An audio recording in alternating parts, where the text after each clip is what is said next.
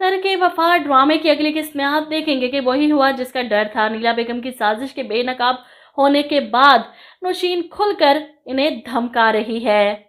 मरियम को सप्तान की जिंदगी से निकाल बाहर करें और मुझे सप्तान की जिंदगी में शामिल करें, और अगर आपने ऐसा ना किया तो मैं आपकी हकीकत सप्तान को बता दूंगी। अब अनीला को तो अपनी पड़ गई। नौशीन पर ना नाराज हो सकती हैं और ना ही इसे बुरा भला कह सकती हैं कि इनकी कमजोरी जो नौशीन के हाथ लग चुकी है, और अगर जरा से भी भनक सप्तान को इस चीज की लग गई तो वो ये सदमा बर्दाश्त नहीं कर पाएगा। ऐसे में वो कभी नहीं चाहेंगी कि मरियम इस घर में वापस आए, लेकिन मरियम की दादी इतने प्यार से और तरीके से इसे समझाती हैं कि तुम्हें अपने घर वापस जाना चाहिए। इसलिए मरियम अपना सामान पैक करती है और दादो सप्तान को फ़ोन कर देती हैं कि आकर मरियम को ले जाओ। वहीं शहीर ऑफिस में सप्तान को समझाने की कोशिश करता है, क्या कर रहे हो तुम अपनी ज़िंदगी के साथ? दूसरों की बातों में आकर कोई अपने घर को आग नहीं लगाता। तुम्हें जाना चाहिए, मरियम को वापस लेकर आना चाहिए।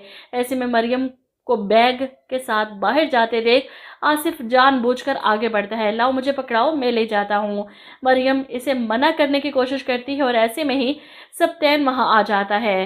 गलतफहमियों के तो अंबार लगे हैं ड्रामे में, एक के बाद एक गलतफहमी 50 एक साथ हो चुकी हैं ड्रामे की, लेकिन अभी तक कोई पॉजिटिव चीज़ इस ड्रामे में देखने को नहीं मिली।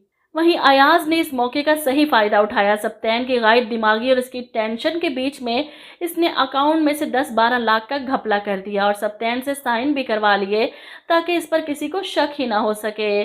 पढ़े बगैर सप्तान ने भी पेपर साइन कर दिए क्योंकि इसका दिमाग तो अपनी ही उलझनों में उलझा हुआ था। वहीं अयाज के पास 5 लाख देखकर अनम सवाल करती है, सच सच बताओ ये पैसे तुम्हारे पास कहाँ से आए? और अयाज झूठ बोल देता है, अपनी मेहनत से कमाए हैं।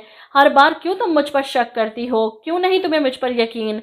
वहीं मरियम सप्तान के साथ घर वापस आती है तो अनिला से बर्दाश्त नहीं होती, ये कैसे आ गई वापस।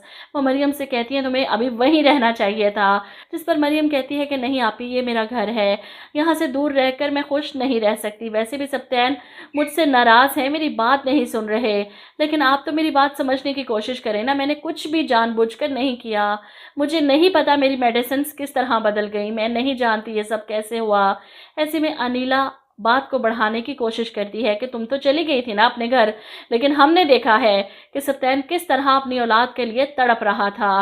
वहीं शहीर सप्तान को समझाने की कोशिश करता है तो यहाँ इसकी बीवी आयशा मरियम के पास आती है और इसे कहती है कि बहुत अच्छा किया कि तुम घर वापस आ गई, क्योंकि इस घर में सप्तान की खुशियों के बहुत से दुश्मन मौजूद हैं।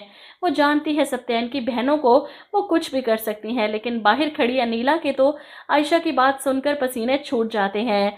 आयशा मरियम को खबरदार करने की कोशिश करती है कि हर एक पर आंखें बंद करके यकीन नहीं किया जा सकता। अगर तुम्हारी दवाई बदली गई है तो इसका मतलब कोई है इस सब के पीछे, कोई है तुम्हारी और सप्तान की खुशियों का दुश्मन।